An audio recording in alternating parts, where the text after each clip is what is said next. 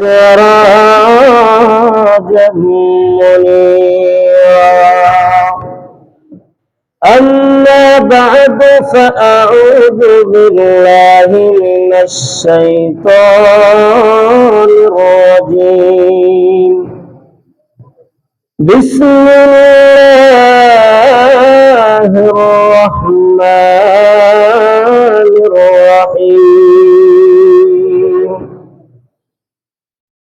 فمن يعمل مثقال ذرة خيرا يره ومن يعمل مثقال ذرة شرا يره. وعن معاذ بن جبل رضي الله تعالى عنه قال رسول الله صلى الله عليه وسلم: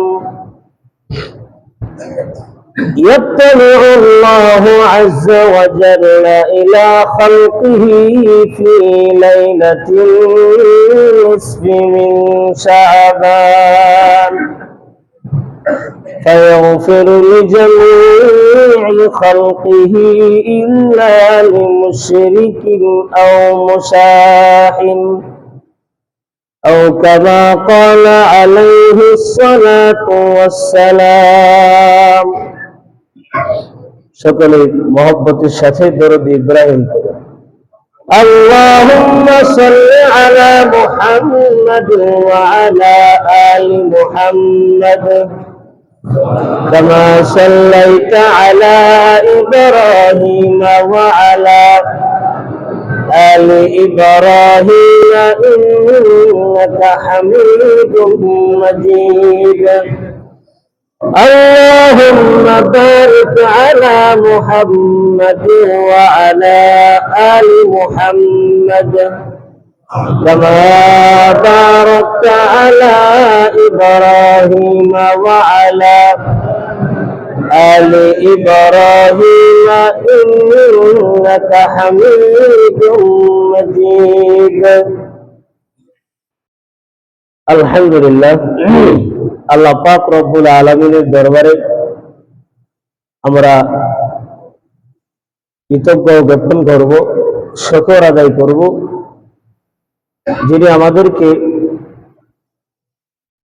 লাইলাতুল বারাআত বা লাইলাতুল নিসফি মিন শাবান বা শবে বারাআত এই রাত্রিতে এশার নামাজের পরে একসাথে একত্রিত হয়ে কোরআন এবং হাদিসের সত্যবাণী শোনার জন্য কবুল করেছেন। এই জন্য সকলেই শুকর আদায় করি আলহামদুলিল্লাহ। সর্বপ্রথম আপনাদেরকে এই ধরনের দিনই একটা মজলিসে বসার ফায়দা বলি। ফায়দাটা হলো মজলিসে বসে কিছুই শিখতে হবে না, ভেতরে মনোযোগ থাক বা না থাক, দিনই মজলিসের বাউন্ডারির ভিতরে কেউ যদি বসে থাকে আল্লাহ পাক রব্বুল আলামিন তার গুনাহ মাফ করে দেন। স্পষ্ট হাদিস, আল্লাহ পাক রব্বুল আলামিন কিছু ফেরেশতাদেরকে দুনিয়াতে দিনের বেলা পাঠায় দেন, আরেক দলকে রাত্রে বেলা পাঠান। দিনের বেলা যাদেরকে পাঠানো হয় তারা সারা পৃথিবীতে ঘুরে ঘুরে দিনই মজলিস খুঁজে, আবার রাত্রে যাদেরকে পাঠায় তারাও সারা পৃথিবী ঘুরে ঘুরে দিনই মজলিসগুলো খুঁজে। যখন খুঁজে পায় ফেরেশতারাও ওই মজলিসে বসে যায়। নবীজির এই হাদিস থেকে আমরা বিশ্বাস করতে পারি আমাদের এটা দিনই মজলিস না গানের মজলিস?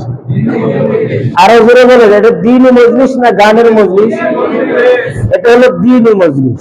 যেহেতু দিনই মজলিস, বিশ্বাস করেন বিশ্বনবী বলেছেন আমাদের আশপাশে ডানে বামে ফেরেশতারা বসে আছে, ফেরেশতারা বসে আছে। যতক্ষণ এই মজলিস চলবে ততক্ষণ পর্যন্ত ফেরেশতারা আমাদের এই পাশেই তারা থাকবে না। যখন শেষ হয়ে যাবে এই দল আল্লাহ পাক রব্বুল আলামিনের দরবারে চলে যাবে। আল্লাহ পাক রব্বুল আলামিন তখন এই ফেরেশতাগুলোকে জিজ্ঞাসা করেন, তোমরা আমার বান্দাদেরকে কি অবস্থায় রেখে আসছো, কি অবস্থায় তাদেরকে পেয়েছ? তখন ফেরেশতারা বলে, আল্লাহ, কিছু বান্দাদেরকে আমি আপনার দ্বীনি মজলিসে বসে থাকা অবস্থায় দেখে আসছি। আল্লাহ পাক জিজ্ঞাসা করেন ফেরেশতারা, তারা ওই জায়গায় বসে কি চায়? ফেরেশতারা বলে, ওই জায়গায় বসে আপনার কাছে আপনার বানানো নিয়ামত জান্নাত চায়। আল্লাহ পাক বলেন, তারা কি জান্নাত দেখছে? তাই জান্নাত তো দেখে নেই। আল্লাহ পাক আবার বলেন, যদি তারা জান্নাত দেখতো তাহলে কেমন করতো? তাহলে তো আরো বেশি বেশি চাইতো জান্নাত।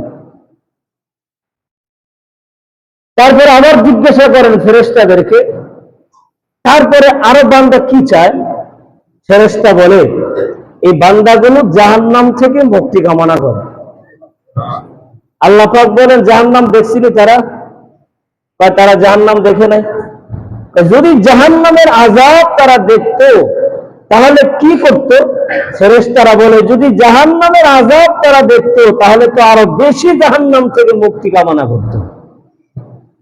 আল্লাহ পাক রব্বুল আলামিন ওই সমস্ত ফেরেশতাদেরকে সাক্ষী রেখে বলেন যে, তোমরা সাক্ষী থাকো, তোমরা সাক্ষী থাকো যে ওই মজলিসে যারা বসেছিল আমি সবাইকে মাফ করে দিলাম। আচ্ছা, এর চাইতে আর কি চান বলেন? এই জায়গায় বসছেন তো আল্লাহ গুনাহ মাফ করছেন। এই জন্য বলে, যারা এই সমস্ত দ্বীনি মজলিস থেকে দূরে থাকে, যারা এই মজলিস থেকে দূরে থাকে, বসতে চায় না, আমি মনে করি তারা হলো বড় কপাল পোড়া। ঠিক কিনা বলেন? এই রাত্রিবেলায় তার কোনো কাজ আছে মানুষের? এখন এই রাত্রিবেলা তো অধিকাংশ মানুষের কাজ থাকে না, ঘরে বসেই থাকবে। ঘরে বসে থাকা আর এই দ্বীনি মজলিসে বসে থাকা সবার না ভিন্ন? আরে ঘরে বসে থাকলে তো মাফ পাওয়া যায় না, দ্বীনি মজলিসে বসে থাকলে তো মাফ পাওয়া যায়। ঠিক কিনা বলে? তখন ফেরেশতারা বলে, আল্লাহ, এই জায়গায় তো সবাই আপনার দ্বীনি মজলিসে বসার জন্য আসে নাই, দ্বীনি আলোচনা শোনার জন্য আসে নাই, কেউ আসছে দেখতে, কেউ আসছে ঘুরতে। আল্লাহ পাক রব্বুল আলামিন বলেন, থাক, তারা যেহেতু আসছে, ঘুরতে আসুক, দেখতে আসুক, যারা বসছে তাদের ওসিলায় আমি তাদেরকে মাফ করে দিলাম। এবার হিসাব মিলান, যারা কিছু শিখার জন্য আসছেন তারাও মাফ পাইতেছে, যারা শিখার জন্য আসেন নাই, এমনি দেখতে আসছেন, বসে গেছেন, নবীজির হাদিসের ভাষ্য মোতাবেক আল্লাহ পাক তাকেও মাফ করে দিয়েছে। তাহলে এই সমস্ত মজলিস থেকে যারা দূরে থাকে, এদের কপাল ভালো না কপাল পুরা? এরা আসলেই কপাল পুরা। সময় থাকা সত্ত্বেও মজলিসে বসতে চায় না।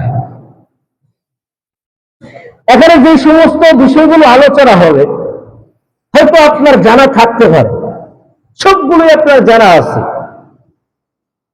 কিন্তু তারপরেও যদি এখানে বসে থাকেন, কিছু শোনা দরকার নাই, শুধু বসে থাকবেন, দেখবেন। তারপরেও আল্লাহ পাক রব্বুল আলামিন মাফের ঘোষণা দিয়েছেন কিনা? তারপরেও মাফের ঘোষণা দিয়েছেন। এই জন্য ছোট হোক দ্বীনি মজলিস, বড় হোক, এই দ্বীনি মজলিস গুলোর সাথে বসে যাবেন, কিছু সময় হলেও বসবেন, সামান্য সময় হলেও বসে যাবেন। ভাইরা আমার, এই যে আপনারা যারা এখানে আছেন, আপনারা কি এই হাদিস শুনে আমার কাছে ওয়াদা দিতে পারেন যে বয়ান বা মজলিস যতক্ষণ পর্যন্ত শেষ না হবে ততক্ষণ পর্যন্ত আমি এই মজলিস ত্যাগ করব না? আপনারা ওয়াদা দিতে পারবেন? দেখি ওয়াদা দেন যে আমি এই মজলিস আর ত্যাগ করব না যতক্ষণ পর্যন্ত মজলিস শেষ না হবে। আর যারা এখনো বাইরে আছেন তাদেরকে আমি বলবো, আপনারাও এই মজলিস গুলোতে যোগ দেন। যদি নিজের জীবনের গুনাহ মাফ চান, ক্ষমা প্রার্থনা করতে চান, ক্ষমা চান, আপনি অবশ্যই এই মজলিসগুলোতে যোগ দেন, গুনাহ মাফ হবে ইনশাআল্লাহ। ঠিক কিনা বলেন? আচ্ছা বলেন তো দেখি, আজকের এই রাতের নাম কি? বলেন, আজকে এই রাতের নাম কি? শবে বরাত, বা এটাকে আমরা লাইলাতুন নিসফি মিন শাবান হাদিসের ভাষায় বলতে পারি। আবার এটাকে কি বলে? লাইলাতুল বরাতও বলে। যে নামে বলেন, প্রত্যেকটা এই রাতকেই বোঝানো হয়েছে। লাইলাতুন নিসফি মিন শাবান এর মানে হলো শাবানের মধ্য রজনী, মানে 14তম দিন গত রাত, 15তম দিনের রাতকে কি বলে? মধ্য রজনী বলে, শাবানের মধ্য রজনী। হাদিসের মধ্যে এই রাতকে লাইলাতুল নিসফি মিন শাবান বলা হয়েছে, কিন্তু আমরা যে লাইলাতুল বরাত বলি বা শবে বরাত বলি, এটা কিন্তু হাদিসের মধ্যে নাই। এই নামগুলো হাদিসের মধ্যে নাই। হাদিসের মধ্যে এই রাতকে বলা হয়েছে লাইলাতুল নিসফি মিন শাবান। এর অর্থ এই নয় যে এই রাতই নাই। কেউ কেউ আছে বলে যে লাইলাতুল শবে বরাত নাই। আরে নাম তো নাই, কিন্তু রাত তো আছে। ঠিক কিনা বলেন ভাইরা আমার? এটা এমনি শাবান মাস, এটা এমনি শাবান মাস। এই মাসের মধ্যে প্রত্যেকটা বান্দার সারা বছরের আমলের রিপোর্ট আল্লাহর দরবারে পেশ করা হয়। ঠিক কিনা বলেন? আমি জুমায় আলোচনা করেছিলাম, সারা বছর কি করেছেন, কি নেক কাজ করেছেন, কি মন্দ কাজ করেছেন, সবগুলোই এই পুরা মাসে আল্লাহ পাক রব্বুল আলামিনের দরবারে সব আমলনামার রিপোর্ট গুলো পেশ করা হয়। এছাড়াও এই শাবান মাসে আল্লাহ পাক রব্বুল আলামিন এমন একটি রাত রেখে দিয়েছে, যেই রাত্র হওয়ার সাথে সাথেই সূর্য যখন পশ্চিম দিকে ডুবে যায়, অস্তমিত হয়ে যায়, সাথে সাথে আল্লাহ পাক রব্বুল আলামিন আরশ মহল্লা থেকে দুনিয়ার এই প্রথম আসমানে নাজিল হয়ে যায়। বিশ্বনবীর হাদিস মোতাবেক আল্লাহ পাক রব্বুল আলামিন দুনিয়ার এই প্রথম আসমানে সূর্য ডুবার সাথে সাথে আসছেন। থাকবেন কতক্ষণ পর্যন্ত? হাদিস শরীফের ভিতরে আছে আল্লাহ পাক রব্বুল আলামিন এই প্রথম আসমানে থাকবেন যতক্ষণ পর্যন্ত ফজর উদিত না হবে, ফজরের সময় যতক্ষণ পর্যন্ত না আসবে, ততক্ষণ পর্যন্ত আল্লাহ পাক রব্বুল আলামিন এই প্রথম আসমানে থাকবেন। এই রাত্রিবেলা আল্লাহ পাক রব্বুল আলামিন প্রথম আসমানে আসেন। আসার পরে আল্লাহ পাক রব্বুল আলামিন তার অসংখ্য বান্দাদেরকে মাফ করে দেন।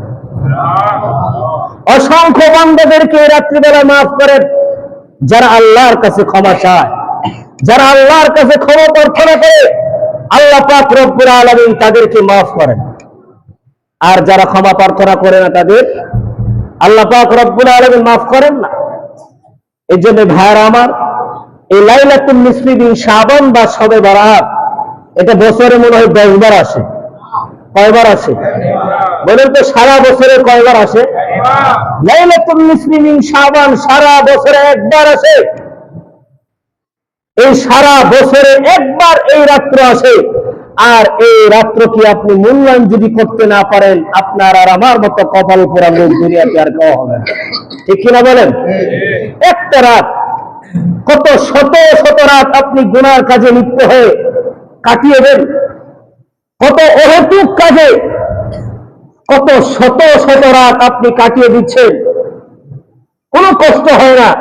কিন্তু গুরুত্বপূর্ণ রাত্রি আসলেই কিছু মানুষের চুলকারি হয়, আছে না নাই?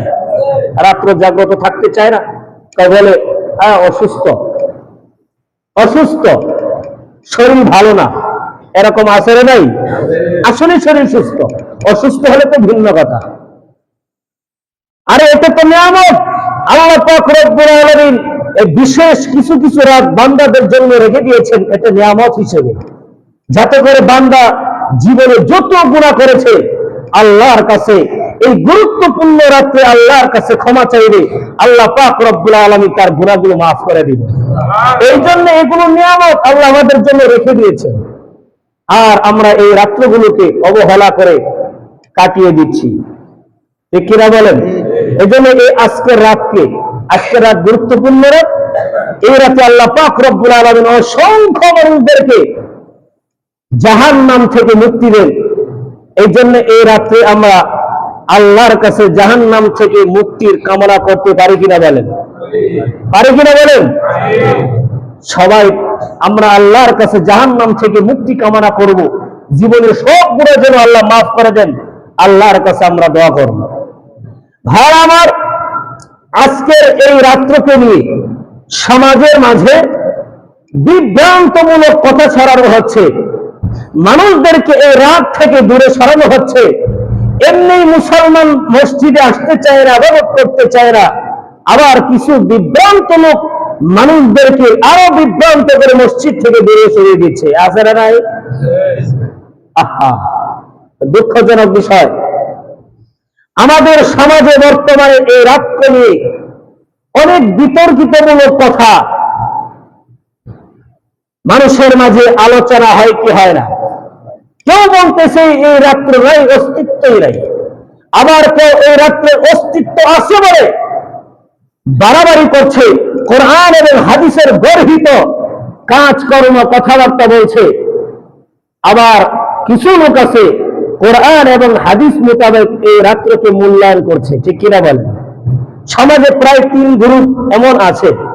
এক গ্রুপ তো বাড়াবাড়ি, আর এক গ্রুপ তো সারাসারি। এক গ্রুপের নাম কি? বাড়াবাড়ি। আরেক গ্রুপের নাম সারাসারি। আরেক গ্রুপের নাম হলো মাঝামাঝি, এদিকেও না এদিকেও না। 3 ধরনের দল এই রাতকে নিয়ে আমাদের এই দেশে 3টে ধরনের দল আছে। এক ধরনের দলের নাম কি বললাম? কথা বলে। এক দলের নাম কি? বাড়াবাড়ি। বাড়াবাড়ি কোন দল? বাড়াবাড়ির দল তারা বলে যে লাইলাতুল নিসফি মিন শাবান বা শবে বরাত আছে। এই আছে বলে এই রাত্রকে কেন্দ্র করে শরীয়ত গর্হিত কাজ করে। শরীয়ত গর্হিত কাজ করে যেটা শরীয়ত অনুমতি দিচ্ছে না। উদাহরণস্বরূপ কয়েকটা বলবেন, কিছু কিছু লোককে দেখবেন এই রাত্রে নিয়ে বাড়াবাড়ি করে এই রাত্রেবেলায় হালুয়া রুটি বানায়। কি বানায়? আচ্ছা বলেন তো, এই রাত কি হালুয়া রুটির রাত না ইবাদতের রাত? আরো জোরে বলতে হবে, এই রাত হালুয়া রুটির রাত না ইবাদতের রাত? আরে ইবাদতের রাত। আপনি হালুয়া রুটি বানাইতে গিয়ে তো ইবাদত শেষ। আল্লাহ এই রাতকে দিয়েছেন ইবাদতের জন্য, গুনাহ মাফের জন্য, আর আপনি হালুয়া রুটি বানাইয়া সারা রাত কাটায় দিলেন। ক্ষমা তো ইস্তেগফার করার তো দূরের কথা, 2 রাকাত নামাজও পড়তে পারে না। আছে না নাই? এটা হলো বাড়াবাড়ির দল। হালুয়া রুটি বানাইতে থেকে সারা রাত খায়, ইবাদত করে না, সারা রাত শুধু হালুয়া রুটি বিলায়। আছে না নাই? আবার এর ফজিলত বর্ণনা করে। কি ফজিলত? বলে হালুয়া রুটি বানাইয়ে যদি মানুষের খাওয়ানো হয়, তাহলে নাকি আল্লাহ পাক রব্বুল আলামিন কাল হাশরের ময়দানে আরশের ছায়ার নিচে ছায়াদান করবে। নাউযুবিল্লাহ বলে। এত জঘন্যতম হাদিস তারা করবে? সম্পূর্ণ বানোয়াট কথাবার্তা। আল্লাহর আরশের ছায়ার নিচে ছায়া পাই, হালুয়া রুটি বানাইলেন। আবার কিছু লোক আছে, বিশেষ করে গ্রামগঞ্জে বেশি, আর বিশেষ করে এই কাজটা মহিলা মানুষরা বেশি করে থাকে। সেটা হলো বলে লাইলাতুল বারাতে বা শবে বরাতে গোসল করতে হয়। এই কথা কে কে শুনছেন? দেখে হাত উঠান যে লাইলাতুল বারাতে বা শবে বরাতে গোসল করলে এর ফজিলত আছে। কথা শুনছেন না এরকম? এই ফজিলতের কথা বলে এই রাত্রিবেলায় গোসল করে। কি ফজিলত? ফজিলত বর্ণনা করে এই রাত্রে কেউ যদি গোসল করে, গোসল করার পরে শরীর থেকে যত পানির ফোঁটা নিচের দিকে ঝরে পড়বে, তার জীবনে সব গুনাহগুলো ফোঁটার সাথে মাটিতে ঝরে যাবে। চিন্তা করছেন কত বড় মিথ্যুক? অথচ হাদিসের কোন গ্রন্থে এই কথা বর্ণনা নাই, দুর্বল হাদিসও নাই, সম্পূর্ণ বানোয়াট কথাবার্তা যে এই রাত্রে গোসল করলে গুনাহ মাফ হয়। আচ্ছা বলেন, এটা কি সঠিক না ভুল? করা যাবে না। আবার কেউ কেউ এই রাত্রে বিশেষ নামাজের কথাও বলে। দেখেন এই রাতকে নিয়ে বাড়াবাড়ি করে। এই রাত্রকে কেন্দ্র করে কিছু লোক আছে যে এই রাত্রের বিশেষ নামাজ আছে, শবে বরাতের নামাজ। এই নামাজের নাম কি? আরো ধরে বলেন, এই নামাজের নাম কি বলে? শবে বরাতের নামাজ।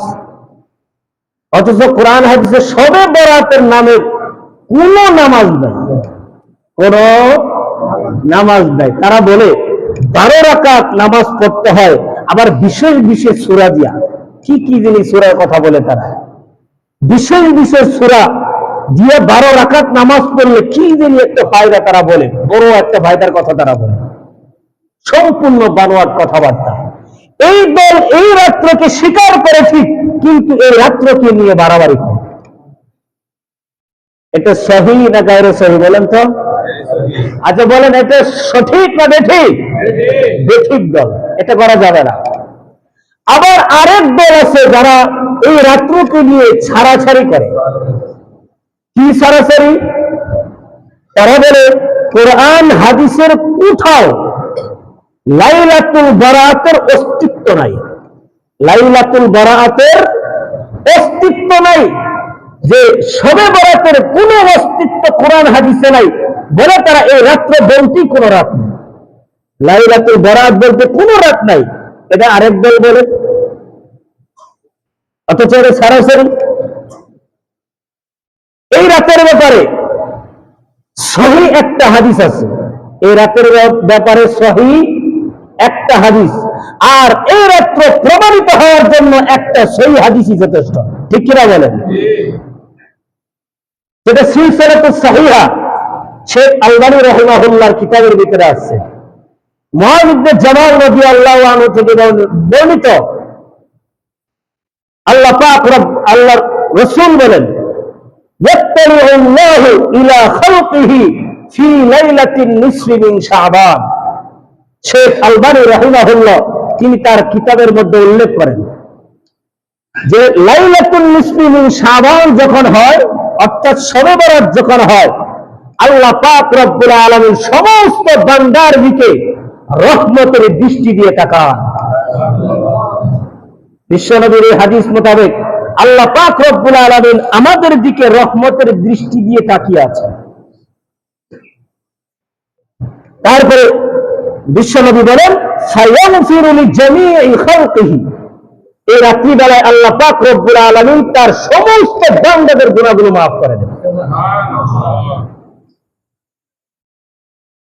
বান্দাদের সমস্ত গুনাহগুলো মাফ করে দেন। তবে 2 শ্রেণীর লোককে আল্লাহ পাক এই গুরুত্বপূর্ণ রাত্রে মাফ করেন না। কয় শ্রেণীর লোক? আরো জোরে বলতে হবে, কয় শ্রেণীর লোক? দেখেন এই 2 শ্রেণীর লোকের মধ্যে আমি আছি কিনা। যদি থাকি নিশ্চিত মনে রাখবেন আজকের রাত্রে আপনার আমার ক্ষমা নাই।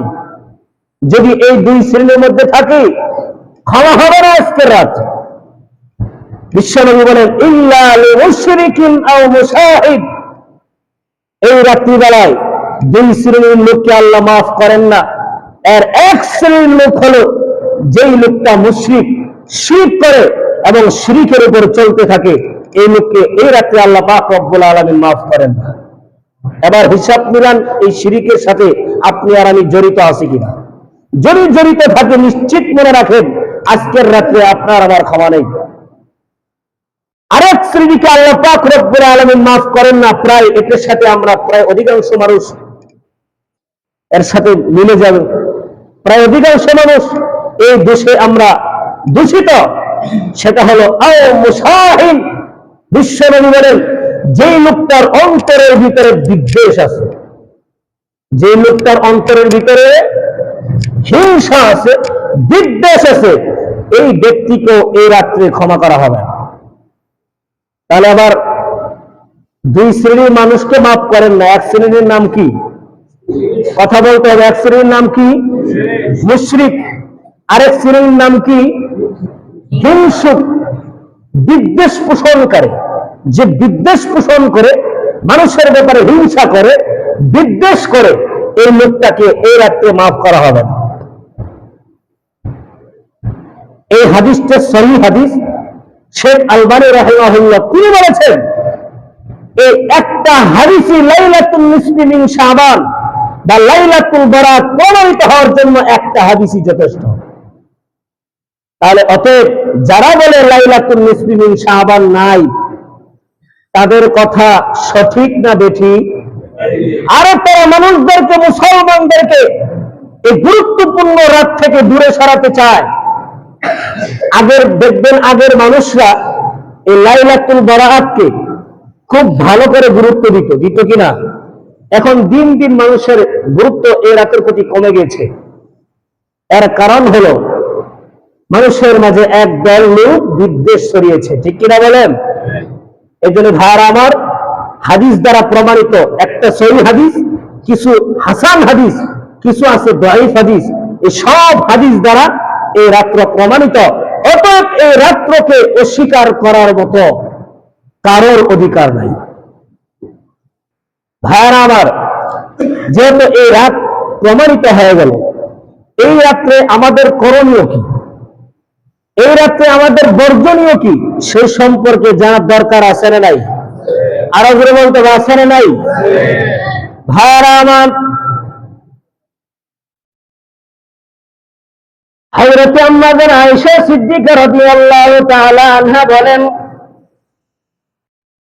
এক রাত্রিতে বিশ্বনবী মুহাম্মদুর রাসূলুল্লাহ সাল্লাল্লাহু আলাইহি ওয়াসাল্লাম এশার নামাজের পরে বাড়িতে এসে বাসায় এসে নামাজে দাঁড়ায় গেলেন।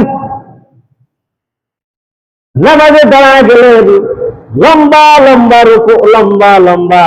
রুকু করলেন, লম্বা লম্বা সাজদা করলেন। এমন লম্বা লম্বা সাজদা করলেন, আম্মা আয়েশা সিদ্দিকা রাদিয়াল্লাহু আনহা বলেন, আমি মনে করেছিলাম বিশ্ব নবী হইতে সাজদায় করে ইন্তিকাল হয়ে গেছে, দুনিয়ার মধ্যে মনে হয় আর নাই। আম্মা আয়েশা সিদ্দিকা রাদিয়াল্লাহু আনহা বিশ্ব নবী মারা গেছেন না জিন্দা আছেন পেশ করার জন্য। আম্মা আয়েশা সিদ্দিকা রাদিয়াল্লাহু আনহা বলেন, আমি আমার আঙ্গুল দিয়ে বিশ্ব নবীর বৃদ্ধ আঙ্গুলের মধ্যে নাড়া দিলাম, দেখি নবীজি জিন্দা আছেন না মরে গেছে।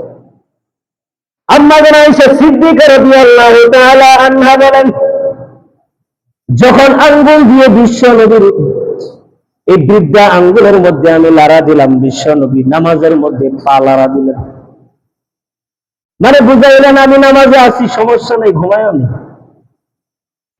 বিশ্ব নবী নামাজ শেষ করলেন। দেখেন এই হাদিস দ্বারা প্রমাণিত লাইলাতুল নিসফি মিন শাবান, শবে বরাতে বিশ্ব নবী নামাজ পড়তেন, দীর্ঘ লম্বা লম্বা নামাজ। আম্মা আয়েশা সিদ্দিকা রাদিয়াল্লাহু আনহা বলেন, বিশ্ব নবী তারপরে নামাজ শেষ করলেন। নামাজ শেষ করার পরে আমাকে ডাক দিয়ে বললেন, হে আয়েশা। আম্মা আয়েশা সিদ্দিকা রাদিয়াল্লাহু আনহা বলেন, আমাকে ডাক দিল, হে আয়েশা। বর্ণনাকারী বলেন, আয়েশা ডাকছে অথবা ইয়া হুমায়রা ডাকছে, হুমায়রা। বিশ্বনবী হযরতে আয়েশা রাদিয়াল্লাহু আনহাকে মহব্বত করে নাম ডাকতেন হুমায়রা। এমনি মূলত নাম কি আয়েশা, কিন্তু মহব্বত করে ভালোবেসে কি ডাকতেন? হুমায়রা ডাকতেন। আপনারা কি আপনাদের স্ত্রীদেরকে বিভিন্ন নামে ডাকেন না? মহব্বত করে ভালোবেসে ডাকেন না? আরে এটা ঢাকা তো সুন্নাত, বিশ্বনবী ডাকছেন এইভাবে। লজ্জার কি? সুন্দর সুন্দর সুন্দর নামে ডাকবেন, এটা তো ভালো জিনিস, নবীজির সুন্নাহ। এখন নবীকে হুমায়রা ডাকতেন। হুমায়রা মানে, হুমায়রা অর্থ হলো লাল টুকটুকে ছোট সুন্দর পাখি, এই হলো হুমায়রা। আয়েশা রাদিয়াল্লাহু আনহাকে ডাকতেন এভাবে, স্ত্রীকে ডাকবেন, খুশি হয়ে যাবেন, ঠিক কিনা বলেন? এখন তো সমস্যা, স্ত্রীকে ডাকে না, ওই প্রেমিকাকে সুন্দর সুন্দর করে নামে ডাকে। এই যুবক ভাইরা দেখবেন বিয়ে করার আগে জীবনের লোকে প্রেম করে, আরে পুরো জান দিয়া বলায়, এর জন্য পুরো জান দিব, ফাঁসি দিয়ে বলায়, আছে নাই? আবার হেঁটে বিয়ে করাই দিবেন, বউ আর ভাল লাগে, আছে নাই? বউ আর ভাল লাগে না বিয়ের পরে। এর কারণ হলো বিয়ের আগে যৌবন নষ্ট করে ফেলছে, ঠিক কিনা বলেন? তো বিশ্বনবী মুহাম্মদুর রাসূলুল্লাহ সাল্লাল্লাহু আলাইহি ওয়াসাল্লাম আয়েশা রাদিয়াল্লাহু আনহাকে ডাক দিয়ে বললেন, হে আয়েশা, তুমি কি ধারণা করেছো আল্লাহ পাক রব্বুল আলামিনের রাসূল, আল্লাহ পাক রব্বুল আলামিনের নবী তোমার উপরে জুলুম করবেন, তোমার হক নষ্ট করবেন, এটা কি তুমি মনে করেছো? আয়েশা সিদ্দিকা রাদিয়াল্লাহু তাআলা আনহা ডাক দিয়ে বললেন, ইয়া রাসূলুল্লাহ, না, আমি আপনার পা লড়ে দিয়েছি, কারণ হলো আমি মনে করেছিলাম সাজদায় পরে আপনি মনে হয় ইন্তিকাল করেছেন, আপনি মনে হয় দুনিয়ার মধ্যে নাই, এই জন্য আমি হাত দিয়ে লড়া দিছি। বিশ্বনবী ডাক দিয়ে বললেন, আয়েশা, আমি যে লম্বা লম্বা নামাজ পড়ি, লম্বা লম্বা রুকু করি, এই যে লম্বা লম্বা সাজদা করতেছি, এর কারণ কি তুমি জানো? এর কারণ হলো, তুমি কি জানো আজকের এই রাতটা কোন রাত? আমাদের আয়েশা সিদ্দিকা রাদিয়াল্লাহু আনহা ডাক দিয়ে বললেন, না ইয়া রাসূলুল্লাহ, আল্লাহ এবং আল্লাহর রাসূল ভালো জানেন এই রাত কোন রাত, আমি জানি না, আপনি ভালো জানেন, আল্লাহ ভালো জানেন। বিশ্বনবী ডাক দিয়ে বললেন, হে আয়েশা, হাযিহি লাইলাতুন নিসফি মিন শাবান, এটা সাধারণ কোন রাত নয়, হাযিহি লাইলাতুন নিসফি মিন শাবান, এটা হলো শাবানের মধ্য রজনী রাত, শাবানের মধ্য রজনী রাত। ফাইন্নাল্লাহ তাআলা ইয়ানজিলু, ফাইন্নাল্লাহ তাআলা ইয়াত্তালিউ ইলা ইবাদিহি, আল্লাহ পাক রব্বুল আলামিন তার সমস্ত বান্দার দিকে এই রাত্রে বেলায় রহমতের নজরে তাকান, রহমতের নজর দিয়ে তাকায় থাকেন। ফায়াগফিরুল মুস্তাগফিরিন, আর এই রাত্রিবেলায় যে বান্দা আল্লাহর কাছে ক্ষমা প্রার্থনা করে, আল্লাহ পাক রব্বুল আলামিন ওই বান্দাকে এই রাত্রে তার জীবনের গুনাহগুলো মাফ করে দেয়। ওয়া ইয়ারহামুল মুস্তারহিমিন, এই রাত্রিতে যে বান্দা আল্লাহর কাছে রহমত কামনা করে, আল্লাহ পাক রব্বুল আলামিনের কাছে দয়া চায়, রহমত চায়, আল্লাহ পাক রব্বুল আলামিন তার উপরে অসংখ্য অগণিত রহমত নাজিল করে দেয়। এই হাদিস দ্বারা স্পষ্ট হয়ে গেল বিশ্বনবী মুহাম্মদুর রাসূলুল্লাহ সাল্লাল্লাহু আলাইহি ওয়াসাল্লাম শবে বরাতের রাত্রিবেলায় লম্বা লম্বা নফল নামাজ আদায় করতেন। এই হাদিস দ্বারা স্পষ্ট হয়ে গেল। তাহলে বোঝা গেল লাইলাতুন নিসফি মিন শাবানের একটা আমল প্রমাণিত হয়ে গেল। এই আমলের নাম কি বলেন? এই রাত্রে একটা আমল এই হাদিস দ্বারা প্রমাণিত হলো, সে আমলের নাম কি? নামাজ পড়া, নফল নামাজ আদায় করা। ভাইরা আমার, এই জন্য নফল নামাজ আমরা বেশি বেশি করে রাত্রিবেলা আদায় করব। যে পরিমাণ পারবে, রাকাতের সংখ্যা নির্ধারিত নাই, 12 রাকাত, 14 রাকাত, 16 রাকাত এরকম নির্ধারিত নাই। আপনার সাধ্য মোতাবেক এই রাত্রিবেলা আপনি যে পরিমাণ পারেন সেই পরিমাণ নফল নামাজ পড়তে পারেন, কারণ বিশ্ব নবী এই রাত্রিবেলায় নফল নামাজ পড়েছেন, ঠিক কিনা বলেন? এটা হলো 1 নম্বর আমল। আবার যাদের জীবনে নামাজ কাজা আছে, ফরজ নামাজ যাদের কাজা আছে, আমার পরামর্শ হলো, উলামায়ে কেরামরাও পরামর্শ দেন যে যাদের জীবনের ফরজ নামাজ কাজা আছে, তারা এই রাত্রিবেলায় নফল নামাজ না পড়ে তার জীবনের ফরজ কাজা নামাজগুলো আদায় করবে, এটা তার জন্য বড় বেশি কল্যাণ হবে। কারণ কি? কারণ হলো রাত্রিবেলায় যদি নফল নামাজ আপনি না পড়েন, এই নফল নামাজ যদি না পড়েন, আল্লাহ পাক রব্বুল আলামিন এই কারণে পাকড়াও করবেন না। কিন্তু জীবনে যে সমস্ত ফরজ নামাজগুলো জীবন থেকে ছুটে গিয়েছে, এই নামাজগুলোর জন্য আল্লাহ পাক রব্বুল আলামিন কিয়ামতের ময়দানে পাকড়াও করবেন, কি করবেন না? আল্লাহ পাক রব্বুল আলামিন সর্বপ্রথম ফরজ নামাজের হিসাব নেবেন। আউয়ালু মা ইউহাসাবু বিহিল আবদু ইয়াওমাল কিয়ামাতিস সালাহ। আল্লাহর রাসূল বলেছেন, কিয়ামতের ময়দানে বান্দাদের আমল সমূহের মধ্যে থেকে সবচেয়ে সর্বপ্রথম যে আমলের হিসাব নেওয়া হবে সেটা হলো ফরজ নামাজগুলোর হিসাব নেওয়া হবে। এই জন্য জীবনে যদি কারোর কাজা নামাজ থেকে থাকে, তাহলে আমরা নফল নামাজ বাদ দিয়ে কাজা নামাজ গুলো পড়তে পারি, এটাই বেশি গুরুত্বপূর্ণ। কাজা নামাজ নাই আছে না নাই? বালেগ হওয়ার পরে কতগুলো কাজা নামাজ গেছে হিসাবটা নাই। নামাজ তো শুরু করছি বৃদ্ধকালে, দাড়ি যখন সাদা হয়ে গেছে এই সময় থেকে নামাজ শুরু করছি। আর এই সময় থেকে কি নামাজ ফরজ না বালেগ হওয়ার থেকে নামাজ ফরজ? আরো জোরে বলতে হবে, নামাজ কখন থেকে ফরজ? কিছু কিছু লোককে দেখা যায় তারা বলে আরে নামাজ কি যখনই ফরজ, দাড়ি যখন উঠবে দাড়ি এই সময় ফরজ। আছে না নাই? আরে শরীয়ত নির্ধারণ করে দিলে যখন বালেগ হয়ে যাবে তখন থেকে নামাজ ফরজ, আর আপনি আর আমি বলতেছি যখন দাড়ি উঠবে তখন নামাজ ফরজ। এটা কোন ধরনের কথাবার্তা ভাই? জীবনের প্রায় সকলে, জীবনের শুরুর দিক দিয়ে হোক মাঝখানে হোক, এখন তো বৃদ্ধ বয়সে চলে আসছি, অনেক যুবক ভাইরা আছে নামাজ পড়ে না, সেরা নাই, উদয় নামাজ ছেড়ে দেয়, সারা রাত ফেসবুক টিপে, ও ফজরের সময় যখন আজানের সময়ে এই সময় শয়তান গিয়ে মাথা টিপে দেয়, ঘুমায়। এবার যুবক তো সারা রাত গান টান শুনছে, ফজরের সময় তো মাথা টাল দিচ্ছে গুলি, এবার শয়তান তো মাথা আরো সুন্দর করে টিপে দেয়, দিন চলে গেছে, জোহরের নামাজের সময় চলে গেছে, এর খবর নেই। আছে নেই? মায়ের ডাক দিয়ে ভাত খাবি না, হয়তো গোসল করে করবো, কার এত নষ্ট হওয়ার হয়েছে, কার লাগাইয়া কার এমন নষ্টকরণ করছে, এখন মায়ের কি কহেরই বুঝে না। আছে রে নাই? জীবনে নামাজ বহুত কাজা হয়েছে আমাদের, এই ফরজ কাজা নামাজ গুলো এই রাত্রিবেলা করতে পারি। কিভাবে করবো?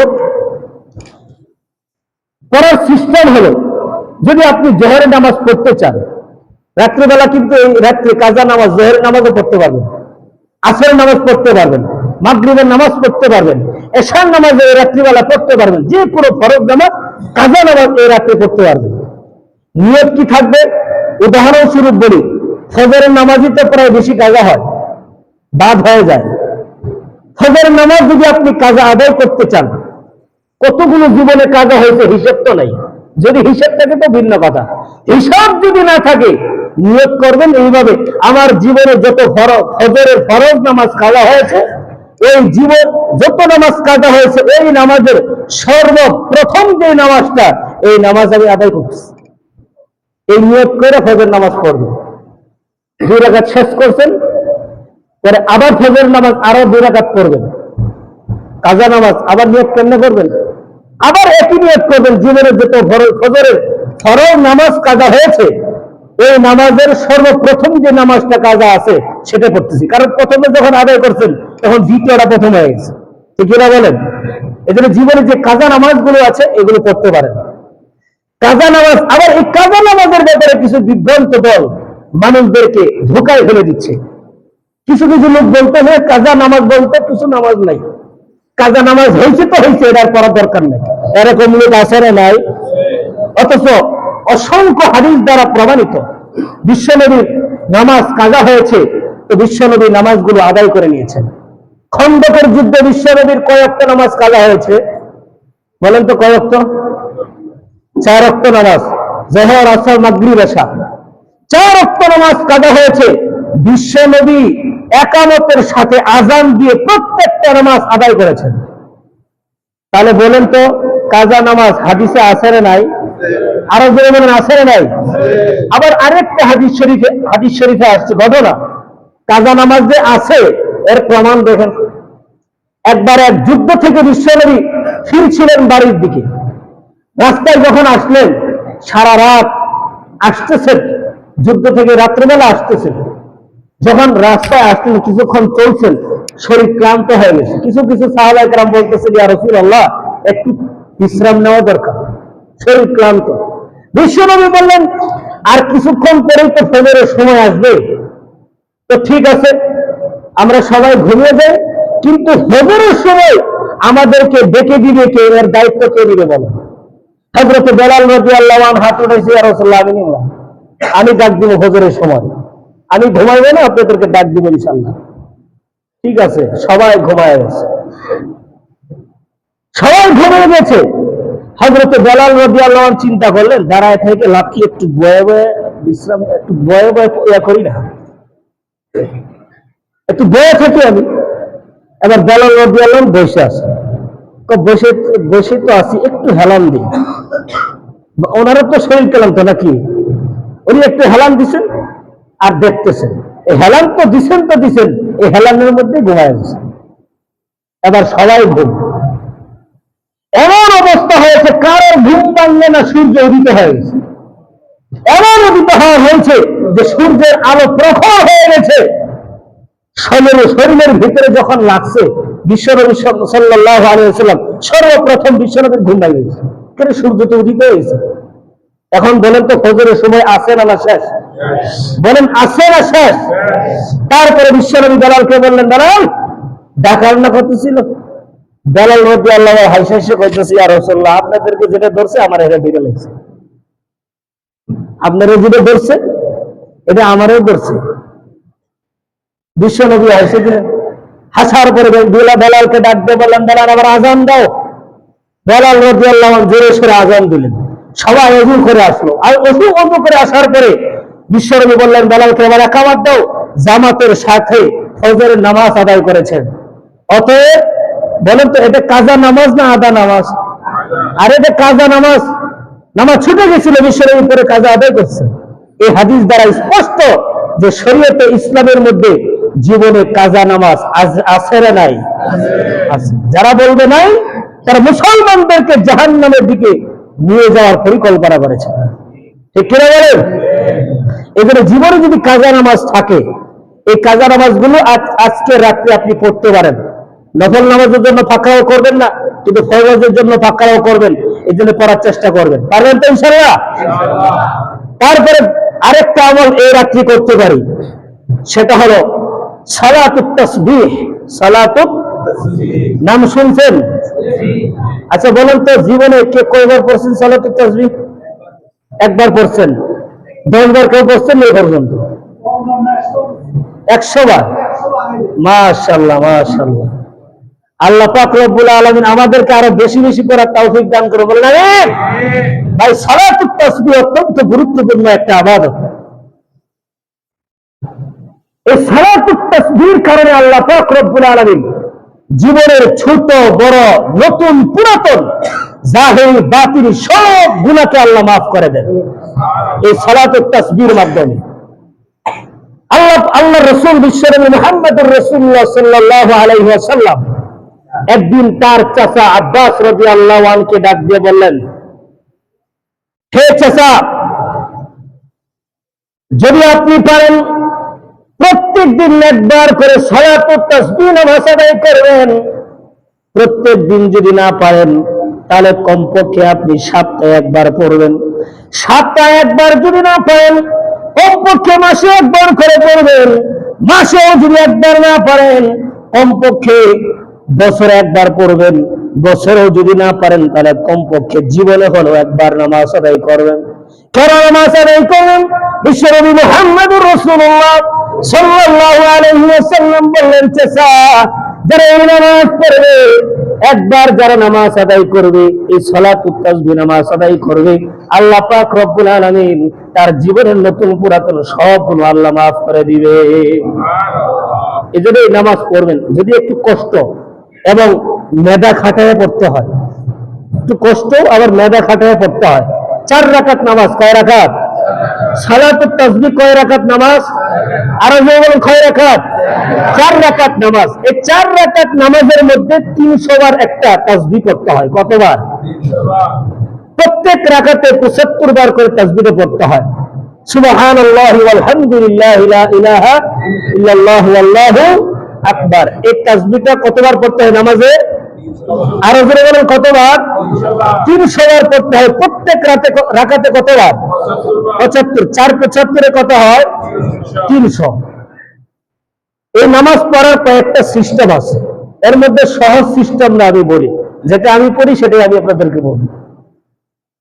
সেটা হলো 4 রাকাত নামাজের নিয়তে দাঁড়াবেন। দাঁড়ানোর পরে তাকবীরে তাহরিমা বলে হাত বাঁধবেন। হাত বাঁধার পরে সানা পড়বেন, আউযুবিল্লাহ পড়বেন, বিসমিল্লাহ পড়বেন, সূরা ফাতিহা পড়বেন, বিসমিল্লাহ পড়বেন, সূরা ফাতিহার সাথে সূরা মেলাবেন। এবার সূরা মেলানো শেষ হয়ে গেল না? শেষ হওয়ার পরে ওই তাসবিহটা দাঁড়ানো অবস্থায় 15 বার করবেন। কতবার? হিসাব করেন, দাঁড়ানো অবস্থায় কয়বার? 15 বার। এবার 15 বার যখন শেষ হবে, তাকবীর বলে রুকুতে চলে যাবেন। রুকুতে যে তাসবিহ গুলো আছে, যে তাসবিহ আছে, তাসবিহটা করলেন 3 বার 5 বার 7 বার যেটাই পারেন করলেন। করার পরে এই তাসবিহটা আবার 10 বার করবেন। কয়বার? কত হইল? 15 আর 10 25।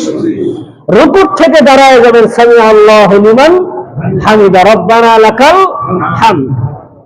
রব্বানা লাকাল হামদ করার পরে আবার এই তাসবিহটা 10 বার করবেন। কতবার হলো? 35 বার। তারপরে আল্লাহু আকবার বলে সিজদায় চলে যাবেন। সিজদায় যাওয়ার পরে প্রথম সিজদা, সিজদায় গিয়ে সিজদার তাসবিহ পড়বেন 3 বার 5 বার যাই পারেন। পরে পরে এই তাসবিহটা আবার 10 বার পড়বেন। কত হলো? হ্যাঁ, সিজদা থেকে আল্লাহু আকবার বলে উঠবেন। এই যে বসলেন, বসা অবস্থায় আবার 10 বার। কত হলো? আবার আল্লাহু আকবার বলে দ্বিতীয় সিজদায় চলে যাবেন। এই সিজদায় তাসবিহ করে আবার এই তাসবিহটা 10 বার করবেন। কত হলো? 65। আবার আল্লাহু আকবার বলে সোজাসুজি দাঁড়াবেন না, আল্লাহু আকবার বলে আবার ওই জায়গায় বসবেন। বসার পর আবার 10 বার করবেন। কত হলো? এই হলো 75। এইভাবে প্রত্যেকটা রাকাতে আপনি এইভাবে পড়বেন। এই হলো 75। 4 রাকাতে যদি 75 হয়, এই হলো 300 বার। এইভাবে একটা নামাজ যদি পড়তে পারেন, একবার পড়েন, জীবনে সব গুনাহ মাফ করে দিবেন কে? আরো জোরে বলে কে? তাহলে 1 নম্বর আমল হলো এই রাত্রে নফল নামাজ, সালাতুত তাসবিহ, জীবনে কাজা নামাজ সবগুলো আমরা এই রাত্রে পড়বো। পারবো তো ইনশাআল্লাহ? 2 নম্বর আমল হলো পারলে এই রাত্রি বেলায় নিজের মা বাবা আত্মীয় স্বজন যারা দুনিয়া ত্যাগ করেছে তাদের কবরগুলোর পাশে গিয়ে আমরা কবর জিয়ারত করতে পারি, দোয়া মাগফিরাত করতে পারি। এখানে যারা আছি সবারই কারণ না কারো বাবা ইন্তিকাল করেছে, কারোর মা, কারোর শ্বশুর শাশুড়ি, কারোর নিজের সন্তান, কারো কোন আত্মীয় স্বজন ইন্তিকাল করেছেন, আছে না নাই? এই কবরগুলোর পাশে যাবেন, এরা তো অসহায়। যা কিছু আপনারা পাঠাবেন, ইসালে সওয়াব হিসেবে যা কিছু পাঠাবেন তারা তাই পাবে। তাদের আমল নামার দরজা বন্ধ হয়ে গেছে। আমরা এখন যা পাঠাবো তারা তাই পাবে। তাদের জন্য তারা কবরে বসে তো ইস্তেগফার করতে পারে না, কোন আমল করতে পারে না, তারা গুনার জন্য মাফও চাইতে পারে না। কেন? এগুলো সব বন্ধ হয়ে গিয়েছে। এখন আপনারা জিন্দা আছেন, আপনাদের হক হলো ওই মৃত ব্যক্তিদের উপর আপনাদের একটা হক হলো আপনারা প্রায় প্রায় তাদের কবর গিয়ে কবরের পাশে দাঁড়িয়ে কবর জিয়ারত করবেন। পারবেন তো ইনশাআল্লাহ? বিশ্বনবী মুহাম্মদুর রাসূলুল্লাহ সাল্লাল্লাহু আলাইহি ওয়াসাল্লাম এক রাত্রিতে জান্নাতুল বাকিতে গিয়ে এইভাবে হাত উঠায় দোয়া করতেছিলেন। আম্মা জান আয়েশা সিদ্দিকা রাদিয়াল্লাহু আনহা ঘরে খুঁজতেছেন, বিশ্বনবী নাই।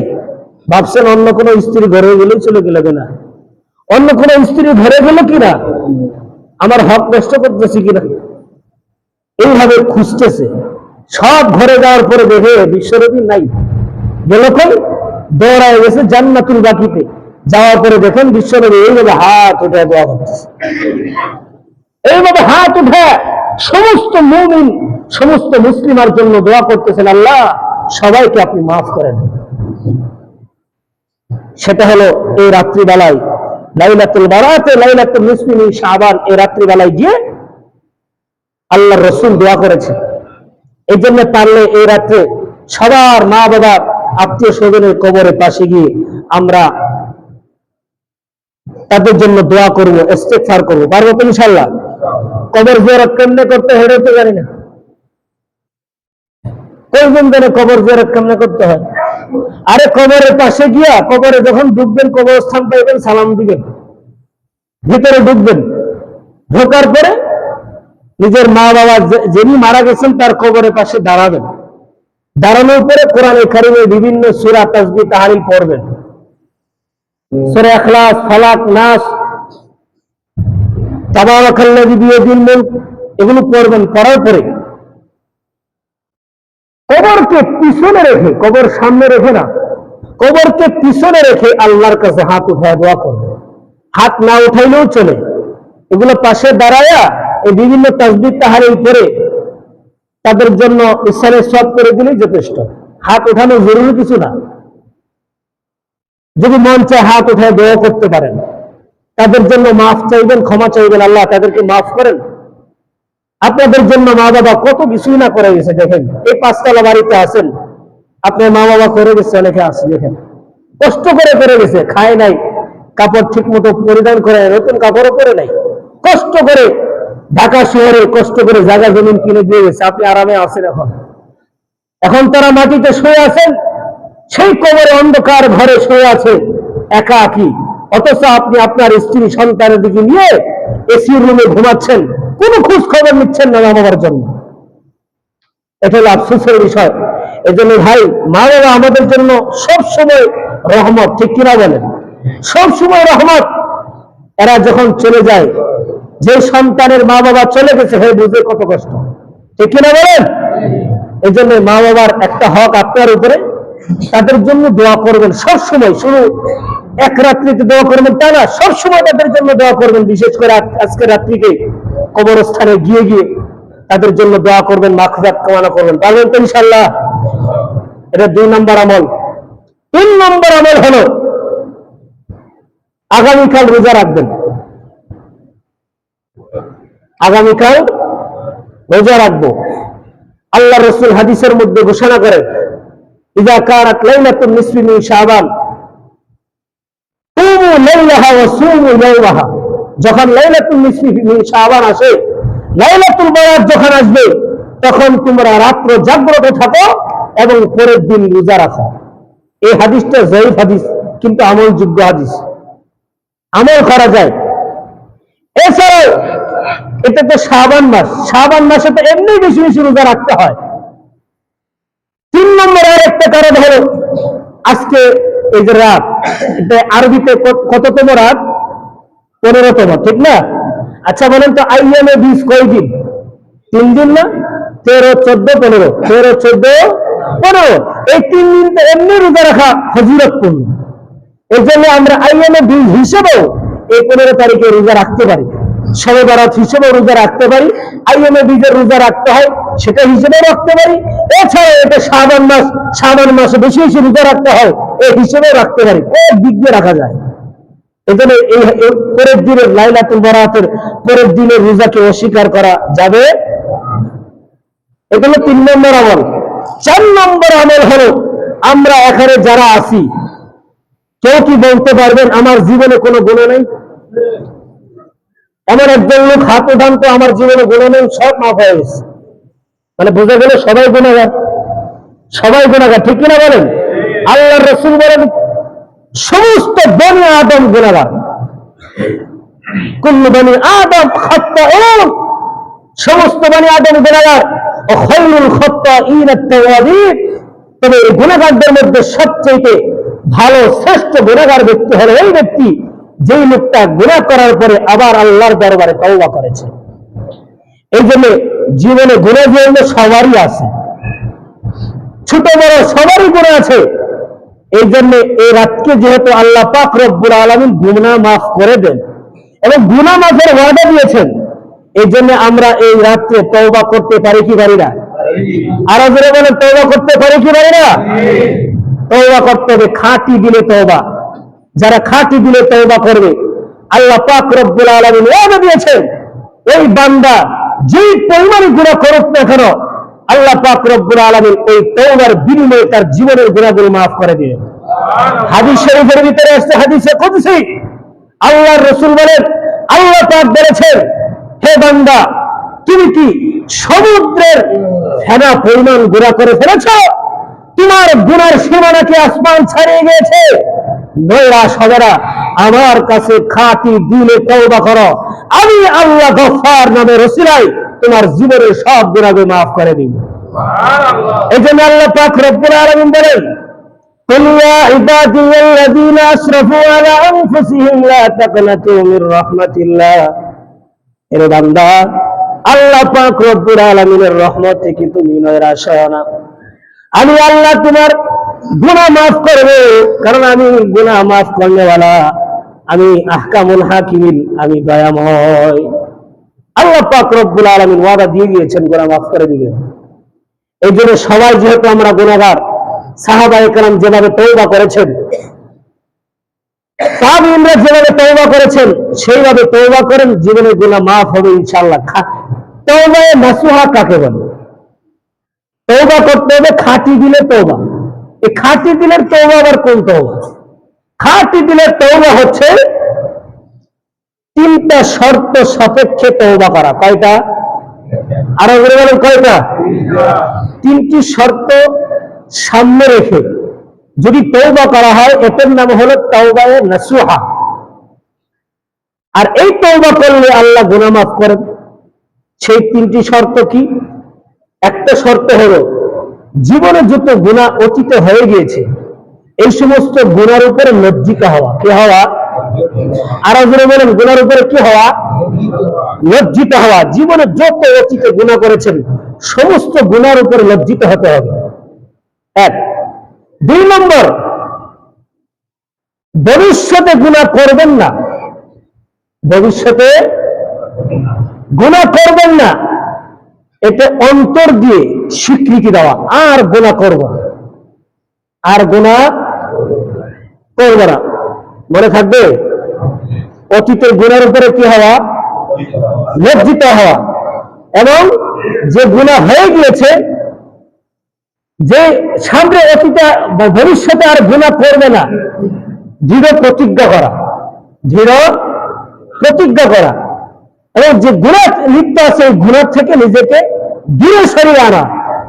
এইভাবে কোনো ব্যক্তি যদি তওবা করে, অবশ্যই আল্লাহ পাক রব্বুল আলামিন ওই ব্যক্তির তওবা কবুল করবেন, গুনাহ মাফ করবেন।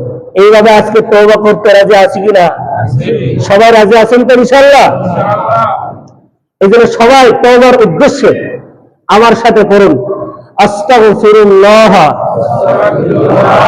রব্বি মিন কুল্লি যামবি ওয়া আতুবু ইলাইহি লা হাওলা ওয়ালা কুওয়াতা ইল্লা বিল্লাহিল আযীম।